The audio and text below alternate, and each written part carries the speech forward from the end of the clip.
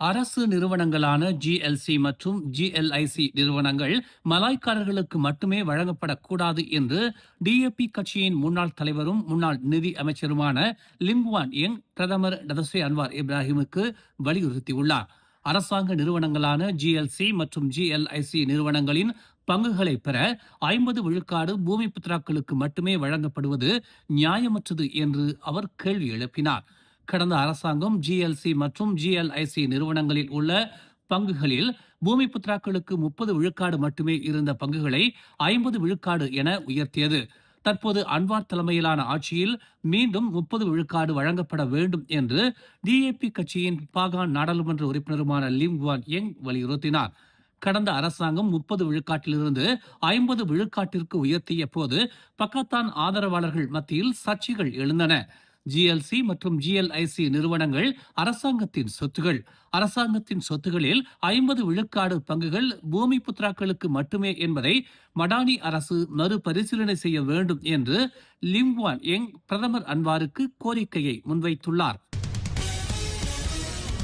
PKR கட்சியிலிருந்து விலகி பெசாமாவில் இணைந்த ரபிசிக்கு ஆதரவாக ஜொஹூரில் 2800 உறுப்பினர்கள் பெசாமா கட்சியில் இணைந்துள்ளனர்.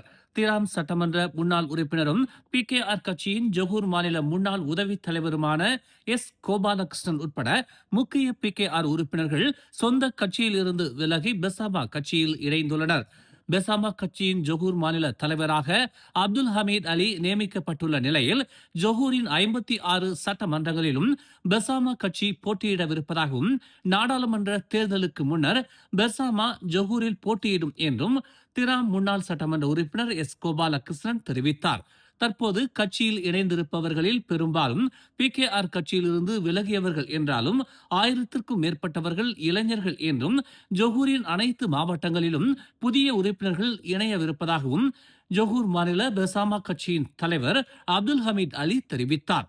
தற்போது ஜொஹூரில் பெசாமா கட்சிக்கு நல்ல வரவேற்பு இருப்பதாகவும் உறுப்பினர் சேர்க்கையில் தீவிரம் காட்டி வருவதாகவும் குறுகிய காலத்தில் சட்டமன்ற தேர்தலில் பெசாமா கட்சியின் வேட்பாளர்கள் போட்டியிடுவார்கள் என்றும் திராம் சட்டமன்ற முன்னாள் உறுப்பினர் பிகேஆர் கட்சியின் ஜொஹூர் மாநில முன்னாள் உதவித் தலைவர் கோபாலகிருஷ்ணன் தெரிவித்தார். முன்னாள் பிரதமரும் பெசாத்து கட்சியின் தலைவருமான தான் ஸ்ரீ முகைதீன் யாசின் மீதான ஊழல் வழக்குகளை தள்ளுபடி செய்ய முடியாது என்றும் நீதிமன்ற விசாரணைக்கு தான் ஸ்ரீ முகைதீன் யாசின் ஒத்துழைக்க வேண்டும் என்றும் இன்று உயர்நீதிமன்றம் உத்தரவிட்டுள்ளது.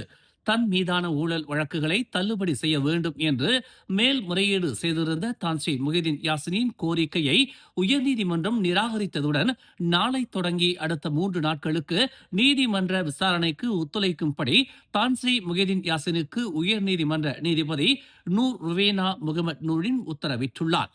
முஹிதீன் பிரதமராக இருந்த 2020ஆம் ஆண்டு முதல் 2021ஆம் ஆண்டு காலகட்டத்தில் ஜனா விபாவா திட்டத்தை செயல்படுத்த புகாரி ஈக்விட்டி சென்ட்ரியான் பிர்காட், நெப்தூரிஸ் சென்ட்ரியான் பிர்காட், மேம்ஃபா சென்ட்ரியான் பிர்காட் ஆகிய 3 பெரு நிறுவனங்களிடம் இருந்து 225 மில்லியன் ரிங்கிட் நிதியை தனது பெசாத்து கட்சியின் வங்கிக் கணக்கின் மூலமாக பெற்றதாக தான் ஸ்ரீ முகைதீன் யாசின் மீது மலேசிய லஞ்ச ஊழல் தடுப்பு ஆணையம் வழக்கு பதிவு செய்திருந்தது. இந்த வழக்கின் தொடர் விசாரணையில் இருந்து தன்னை விடுவிக்கும்படி முகைதீன் விடுத்திருந்த கோரிக்கையை நீதிமன்றம் நிராகரித்ததை தொடர்ந்து நாளை முதல் முகைதீனுக்கு எதிரான விசாரணையை மலேசிய லஞ்ச ஊழல் தடுப்பு ஆணையம் மேற்கொள்ளும் என்று தெரிவிக்கப்பட்டுள்ளது. ஜொஹூர் பிகேஆர் உறுப்பினர்களில் சிலர் பெசாமா கட்சிக்கு தாவியதால் பிகேஆர் முடங்கிவிடாது என்று முன்னாள் அமைச்சரும் ஜொஹூர் மாநில பிகேஆர் கட்சியின் தலைவருமான டத்தோஸ்ரீ டாக்டர் ஜலிகா முஸ்தபா விளக்கம் அளித்துள்ளார். ஜொஹூர் பிகேஆரிலிருந்து முன்னாள் சட்டமன்ற உறுப்பினர் உட்பட 2800 பேர் பெசாமா கட்சியில் இணைந்ததாக இருந்தால் அது அவர்களின் சுயநலம் என்று அவர் குறிப்பிட்டுள்ளார். எந்த ஒரு தனிநபரின் அரசியல் நகர்வுகள் குறித்தும் கருத்துகள் வெளியிடக்கூடாது என்றாலும் பக்குவமற்ற ஒரு சிலரிடமிருந்து பிகேஆர் விடுதலை பெற்றுள்ளதாக அவர் கூறினார். தனிப்பட்ட ஒரு சிலரின் எண்ணங்களுக்காக ஒரு கட்சி செயல்படாது என்று அவர் சுட்டிக்காட்டினார். பிகேஆர் இதைவிட பெரிய பிரச்சனைகளையும் சந்தித்து எதிர்த்து போராடி இருக்கிறது. அவர்களுடைய பாதையை அவர்கள் தீர்மானித்துள்ளனர். ஜொஹூரில் பிகேஆர் வலுவாகவே உள்ளது என்று அவர் தெரிவித்துள்ளார். சாலை ஓரத்தில் இருந்த வாகனத்தினுள் ஆடவர் ஒருவரின் உடல் சடலமாக மீட்கப்பட்டதைத் தொடர்ந்து உயிரிழந்த ஆடவர் காவல்துறையினரால் பல்வேறு குற்றங்களுக்காக தேடப்பட்டு வந்த ஆடவர் என்பது தெரிய வந்துள்ளது. இன்று காலை 11:35 மணிக்கு கெடா பாலிங் மாவட்டத்தில் உள்ள சிம்பாங் தீகா சாலையோரத்தில் புரோட்டான் வீரா வாகனத்திற்குள் ஆடவரின் உடல் கண்டெடுக்கப்பட்டதாக பாலிங் மாவட்ட காவல்துறை தலைவர் பிராண்டன் ரிச்சர்ட் ஜோ தெரிவித்துள்ளார். உயிரிழந்தவர் 30 வயதுடைய உள்ளூர்வாசி என்றும் போதைப்பொருள் கடத்தல் உட்பட 20க்கும் மேற்பட்ட குற்றங்களுக்காக கடந்த 2023ஆம் ஆண்டு முதல் தேடப்பட்டு வந்தவர் என்றும் அடையாளம் காணப்பட்டிருப்பதாக அவர் கூறினார். சம்பவ இடத்தில் எந்த ஒரு குற்றச் சம்பவங்கள் நிகழ்ந்திருப்பதற்கான அறிகுறிகளும் இல்லை என தடயவியல் அதிகாரிகள் தெரிவித்துள்ள நிலையில் மேலதிக விசாரணைகளை காவல்துறை மேற்கொள்ளவிருப்பதாக பிராண்டன் ரிச்சர்ட் ஜோ தெரிவித்துள்ளார். வள்ளலார் நற்பணி மன்றம் மற்றும் மலேசிய வள்ளலார் தாய்க்குழு இணைந்து மேற்கொண்ட 18வது வருட தர்மசாலை அன்னதான விழா இன்று பெட்டாலிஞ்சயா வள்ளலார் நற்பணி மன்றத்தில் வெகு சிறப்பாக நடைபெற்றது. மொழி கலாலயம் நடன பயிற்சி மையம் சார்பில் திரு அருட்பா பாடலுக்கு குழு நடன நிகழ்ச்சியும் ஏற்பாடு செய்யப்பட்டிருந்தது. அருள் திரு வள்ளலார் சுவாமிகளின் அருட்பாக்களுக்கு அபிநயங்களால் அவர்கள் ஆராதனை செய்தனர். இந்நிகழ்வில் ஓம்ஸ் அறவாரிய தலைவரும் மலேசிய அரிமா சங்கத்தின் தோற்றுநருமான ஓம்ஸ் பா தியாகராஜன் உட்பட ஏராளமான பக்த மெய் என்பர்கள் கலந்து கொண்டனர்.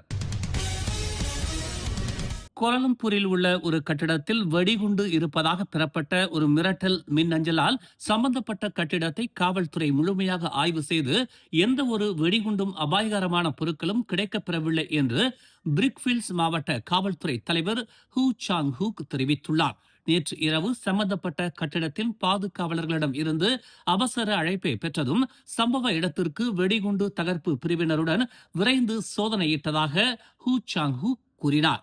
முதற்கட்டமாக கட்டிடத்தில் இருந்த 100க்கும் மேற்பட்டவர்களை பாதுகாப்பாக வெளியேற்றி அதன் பின்னர் அதிகாலை 3 மணி வரையும் சோதனையிட்டதாக அவர் கூறினார். மின்னஞ்சலில் கட்டிடத்தின் 23வது மாடியில் வெடிகுண்டு இருப்பதாக குறிப்பிடப்பட்டிருந்ததாகவும் சோதனையின் முடிவில் அது போலியான மின்னஞ்சல் மிரட்டல் என காவல்துறை உறுதிப்படுத்தியதாகவும் ஹூ சாங் ஹூ கூறினார். மின்னஞ்சலை அனுப்பியவர்களின் பின்னணியை காவல்துறையினர் அடையாளம் கண்டிருப்பதாகவும் மேல் விசாரணைகள் மேற்கொள்ளப்பட்டு வருவதாகவும் ஹூ சாங் ஹூ தெரிவித்தார். ஓம்ஸ் அறவாரியத்தின் ஆதரவில் மலர் டிவி வழங்கும் திரையிசை கண்ட இலக்கியம் நயம்பட உரைப்போம் 2026. பேச்சுத்திறன் உள்ளவர்களா நீங்கள்? உங்களுக்காக காத்திருக்கிறது பரிசு மலை. எண்ணற்ற திரைப்பாடல்களில் பண்டைய இலக்கிய கருத்துகள் கையாளப்பட்டுள்ளன.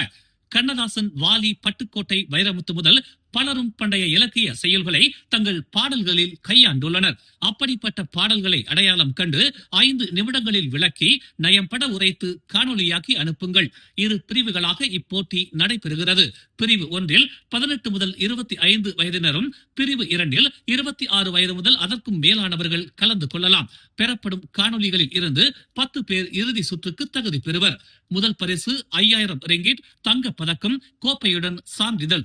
இரண்டாம் பரிசு 3000 ரிங்கிட் தங்க பதக்கம், கோப்பையுடன் சான்றிதழ். மூன்றாம் பரிசு 2000 ரிங்கிட் தங்க பதக்கம், கோப்பையுடன் சான்றிதழ். மற்றும் 7 ஆறுதல் பரிசுகள் 500 ரிங்கிட் கோப்பையுடன் சான்றிதழ். மேலும் அதிரடி பரிசுகளும் காத்திருக்கின்றன. இறுதி சுற்று ஆகஸ்ட் 29ஆம் தேதி மிக பிரம்மாண்ட மேடையில் நடைபெறுகிறது.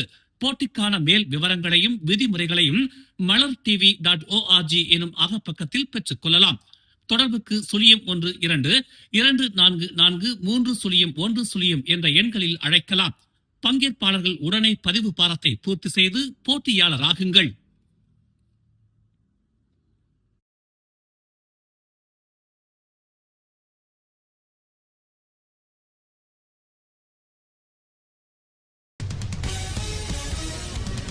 மேலும் செய்திகளை தெரிந்து கொள்ள தமிழ் மலர் இணையதளம், தமிழ் மலர் செயலி மற்றும் மலர் டிவி யூடியூப் சேனலை வலம் வாருங்கள்.